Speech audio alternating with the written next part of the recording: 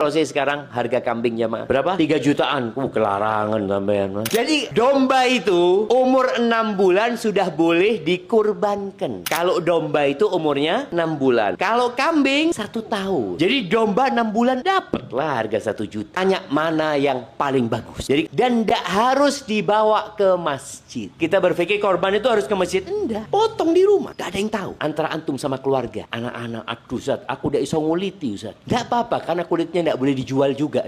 Mau suwek-suwek kulitnya tidak apa-apa. Artinya kurban itu tidak harus di masjid. Boleh kita di rumah kita sendiri jemaah.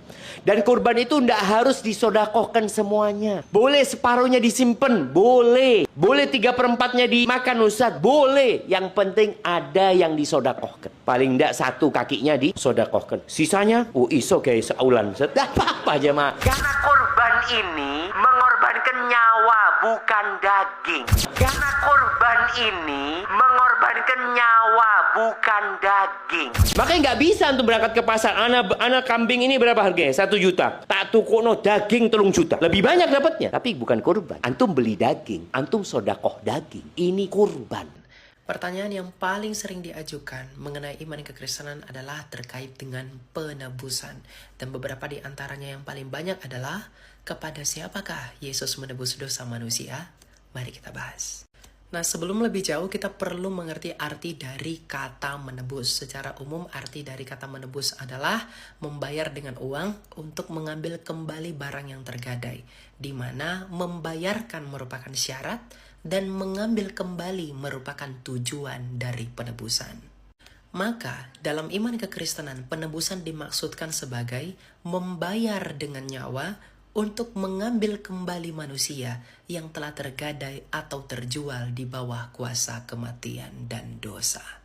Karena kita perlu mengetahui bahwa seluruh keturunan Adam di bumi ini telah menjadi berdosa, di mana dengan demikian seluruh keturunan Adam tersebut telah tergadai dan terjual di bawah kuasa kematian dan maut. Oleh karena dosa tadi, sebab di dalam Roma 6 ayat 23, upah dosa adalah maut atau kematian.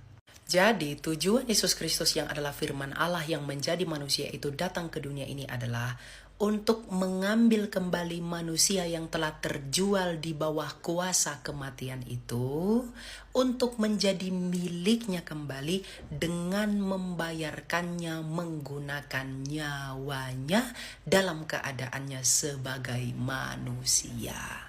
Dengan kata lain, maksud dari penebusan itu sendiri adalah agar setiap orang yang percaya kepada Yesus Kristus tidak lagi mengalami kematian kekal atau maut yang kekal, melainkan beroleh kebangkitan dan hidup yang kekal, sama seperti Kristus sendiri yang telah bangkit dan mengalahkan kuasa kematian itu dan memiliki hidup yang kekal. Hal inilah yang menjadi bukti betapa besarnya cinta Allah kepada kita sebagai umat manusia, di mana firman-Nya sendiri yang telah menjadi manusia itu membayar harga menggunakan nyawanya untuk mengambil kita kembali dari kuasa dosa menjadi miliknya di dalam hidup yang kekal. Jadi jika kamu telah di dalam Kristus, tetap setia dan tekunlah di dalam imanmu sampai kamu mati. Jikalau kamu belum percaya kepada Kristus, datanglah segera agar kamu mengalami kebangkitan dan hidup yang kekal, sama seperti Kristus yang telah bangkit dan menang dari kuasa kematian itu. Tuhan memberkati.